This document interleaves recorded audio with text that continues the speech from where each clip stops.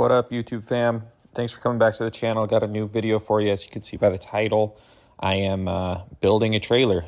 So I bought this boat trailer off of Facebook for, I want to say like 300 bucks. And double axle boat trailer. So got onto it with cutting off the bunks, cutting off all of the boat stuff that I didn't quite need, and then started welding in some floors. So I needed to weld in some floor supports so I could get this thing set up. The goal was to make a box trailer, and you'll kind of see that by the end of this. This was a project started in, I want to say May of 2023 and finished in July of 2023.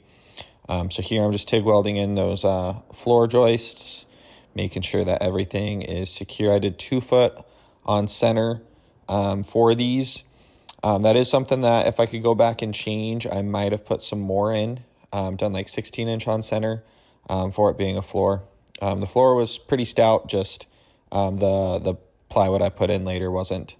So I went to Harbor Freight and I bought some brake lights to fix the wiring on this trailer, and I needed to build some tabs so I could weld them into the trailer. So here just took some sheet metal, fabbed it up to some 1x2, and those are my tabs. So I cut out the old brake lights and had to make the box a little bit wider to fit the new brake lights in. Wanted to try to keep the brake lights in the same location, try to keep it semi, factory looking on the lighting situation. Didn't want just gaping holes or old brake lights just sitting there not getting used. So got these brake lights swapped out. A little bit off scene, I welded in the 4 corners.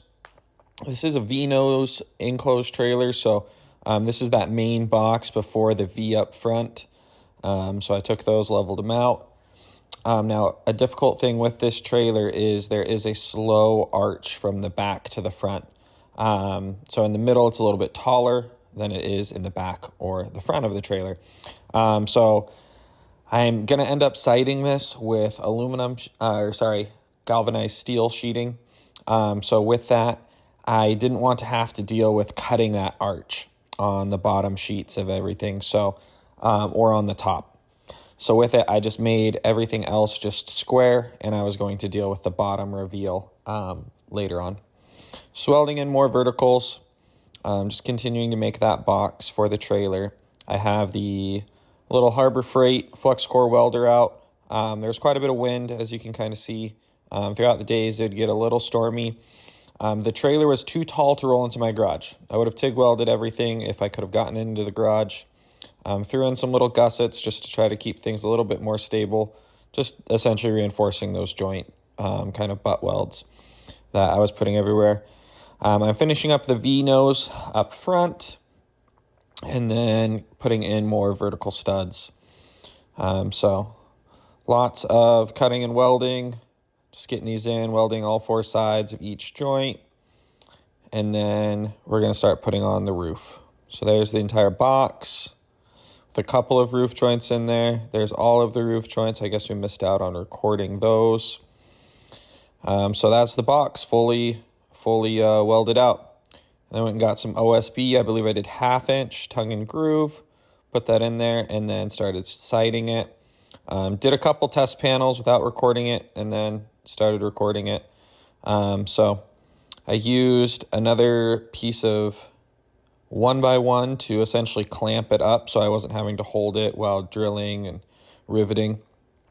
And then I just drilled and riveted all of these sheets. This is 22 gauge galvanized steel, 4x8 sheets, maybe 4x10, I do forget. And that's my roommate helping me out. So we're just sheeting it and then going from the back to the front. So we have that roof type effect. When it comes to driving down the road, I didn't want any of these sheets wanting to peel off from the wind, as well as, rain. If we were driving during the rain, I didn't want rain to be seeping in through the seams.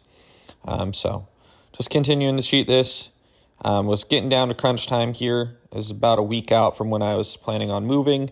I was building this all for a move, and there it is full. moved from Utah to Oregon. I lost a tire on the way there, but I ended up finding it in the ditch and putting that back on. So we ended up making it. It was quite the adventure finding that tire in the morning. Luckily, it fell off when I was pulling off the highway, but we made it to Oregon. And yeah, trailer ended up looking pretty decent once all was said and done.